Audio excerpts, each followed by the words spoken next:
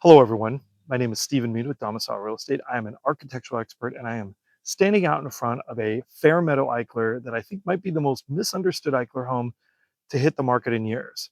I'm going to take you inside, give you some insights, some context, and really help tell this home's story. Let's get started. One of the things about an Eichler home that is super important is that curb appeal. And this is a classic Claude Oakland model. It only appears in the Fairmeadow neighborhood, which is where we are. The Fairmeadow neighborhood is probably one of my favorite neighborhoods because it gives you an opportunity to get into an Eichler at a slightly lower price. One of the things that you'll notice on this house is that it does have some modifications. And normally in the Eichler world, that might be a bad thing, right? We're stepping into, by the way, probably one of the signature elements of this home. And that is, of course, we've got an atrium. So if you take a look around this atrium, you'll notice that it kind of feels like it's an indoor and an outdoor space. And that was really the point of this. Like, part of the design of these homes was to create something that gave you this sort of in between the indoors and the out. And so I'm going to walk you around this atrium, and you'll notice we've got live plants in here. And this particular atrium does have an open ceiling, but it has been modified. So if you look over here and you look pretty closely, you can kind of see, I think right there, you can see the outline of where it was filled in. Now, in terms of the world of Eichlers, filling in an atrium is kind of considered a little bit sacrilege, but there's something important to note about this atrium. These modifications on this particular home are completely reversible, meaning this is something that if you wanted to take it back, you could absolutely do that. The other thing I want to draw your attention to is this area where you walk into the home. This is another modification, and we'll be able to see this when we go inside what they've done. But I want to take a note here and say that this is a modification that I don't think would be that difficult to undo. So we're going to go ahead, we're going to walk into the home. And by the way, if this is your first time seeing an Eichler, it's pretty amazing. But one area I want to draw your attention to is up here. You can actually see, if we go in here and zoom in, you can see where they have actually modified the ceiling a little bit. Yep, right there. And so if you're looking at that, one of the things you can do on this home is that you can actually bring this back. There would be a wall right here where I'm standing that would go across, and then there would be a wall that would come across here. So they basically just clipped what was a corner. This is the main living space of the house. And if you've never been in one of these homes, I think the most amazing thing that you notice is just how much natural light there is. I know a lot of listings will say something to the effect of, this home has walls of glass. In this home, it's actually true. And so you've got this huge glass that looks into this atrium space. Now, this home is kind of interesting because a lot of people will take the Eichler models and they will modify the floor plans a little bit. And part of this was even by design. On the original floor plans, part of the spaces were called a multi-purpose room. But this space you're seeing right here was actually the dining room originally. And we've got a little bit of a clue. If we look up on the ceiling, you can see right where that light fixture used to be. And so what they've done is, like what a lot of people have done on these homes, is they've actually created a living room that is much larger. And it's interesting because this home is really, I think it's a little over 1,650 square feet. It does have some added on space. This home feels much bigger than that because of how big it is.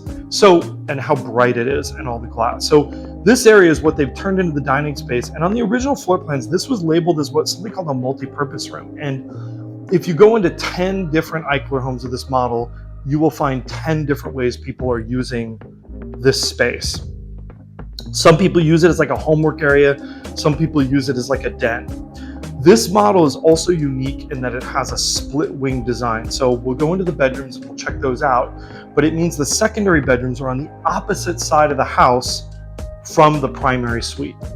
And so if we step into the kitchen, they've actually opened this kitchen up a little bit. These holes in the walls weren't originally here, but they give you a connection to that living room space.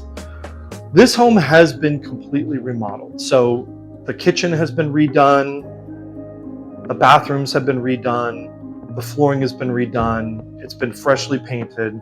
You can see we've got new appliances here. We've got, I think, a Samsung Frigidaire.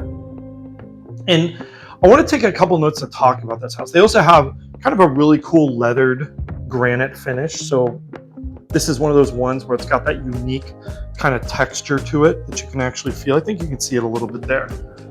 This is one of those homes that I think is very misunderstood. And I think here I'm gonna flip around for a second and kind of talk to you. So if you are looking at an Eichler home, one of the things that you're gonna discover is that there just aren't that many of these homes for sale. And so, for example, across the 3 Eichler neighborhoods in the city of Orange, there's Fair Hills, Fairhaven, and the neighborhood we're in today, Fairmeadow.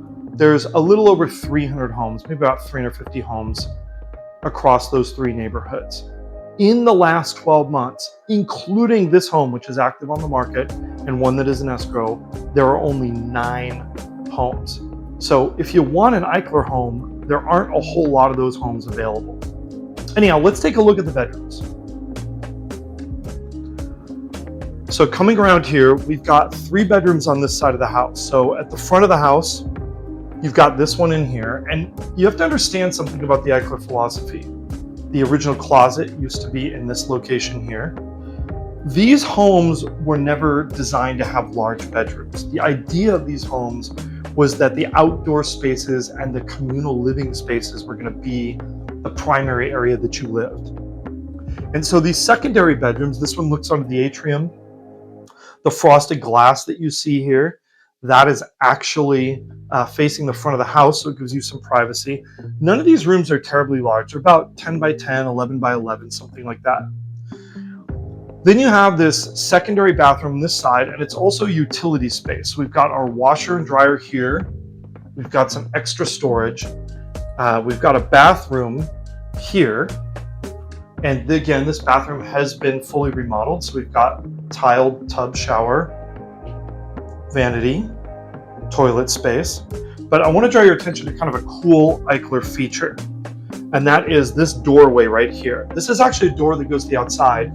Every Eichler home built in Orange County has one of these doors like this. From the secondary bathroom leads outside. The idea was to create a bathroom that would be accessible if you had a swimming pool in the backyard, so people could come in and not traipse through the house.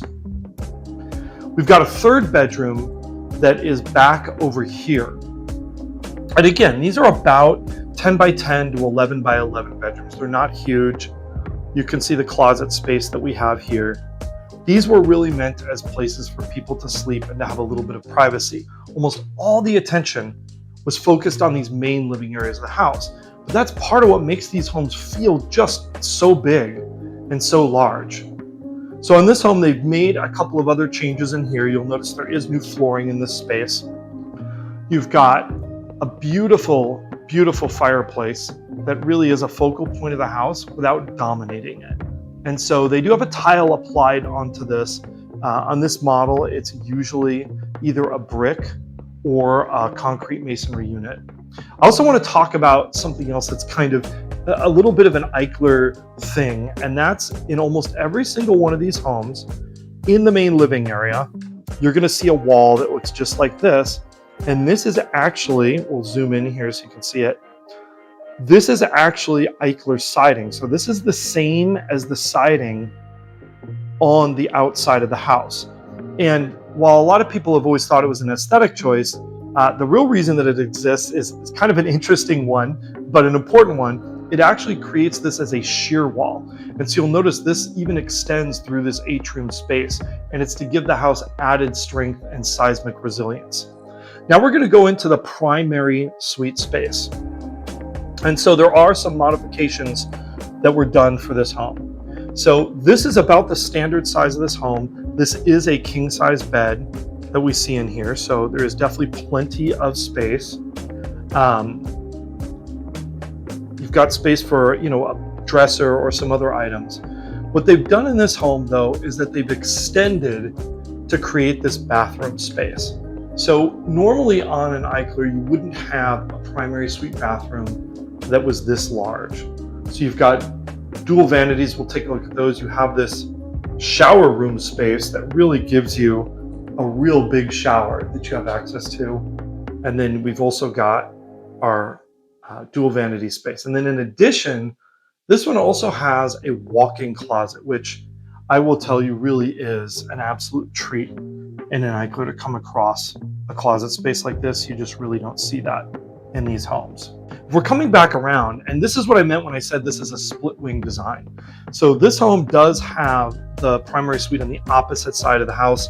That's something that some people like. It's actually rare among Eichler models. There are also a couple of other things that I want to talk about with this house real quick that I think are important for you to know about. So one of those things is that this home is really in the Goldilocks zone. And I think this might be one of the last chances people have to get a reasonably priced Eichler home. And what do I mean by that? It's hard to say $1.7 million is reasonably priced, but it really is for these homes, and I'll tell you why. We're noticing that most of these homes fall into one of two categories.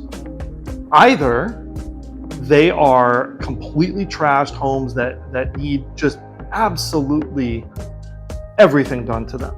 And those homes will be priced lower than this, but you will spend 12 to 18 months of your life and hundreds of thousands of dollars to really get them to a space that there's livable. At the other end of the scale, we have homes like the one that is currently in escrow for well over $2 million, I'm told. And that home is magazine ready. Like, it's amazing, but it's priced accordingly. This home sits in that Goldilocks zone. Are all the finishes everything that somebody might want? No. Is this home completely unaltered? No. But all these things are pretty fixable. And in the meantime, you have an absolutely great place to live. And that's why I think this home really is a bit misunderstood on the market. People don't know how to place it, but I actually think it's one of the best opportunities. Let's head outside. So we're gonna head outside here. This home still does have its original sliding glass doors, which is pretty awesome. This is an interior lot location. So if you notice, we've got a pretty big lot back here. I'll kind of do a pan and scan so you can see most of it around here. We also have some extra storage spaces that were added on. You can see those over there.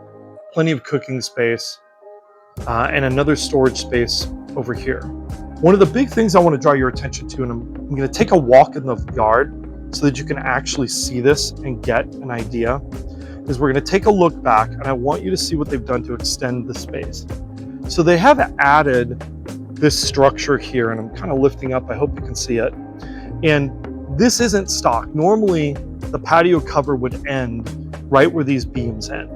And so if we're looking at it, your patio would end right about here. I think what they've done is added a lot of usable space, but again, I think this is also something that is very reversible. So if this isn't something that you like, if your dream is having an Eichler that doesn't really have much done to it and is mostly unaltered, that is absolutely a possibility to bring this home back. I think it's got a lot of changes that have been made to it that are positive changes. And this is one of those homes where you can live in this house while you're doing it. And I don't think I can say that about a lot of them. Again, we only see about 9 or 10 of these homes come up per year. So, really, you want to look at every single one that becomes available. But this is a good one. I think it's a bit misunderstood. I think the market doesn't know where to place it, but I think there's a lot of hidden potential in this house. It's an interior tract location. It really can be changed in any way that you'd like, and it's a home that you can live in from day one. Anyhow, I just want to thank you for watching. Stephen Meade with Domicile Real Estate. Have a great day.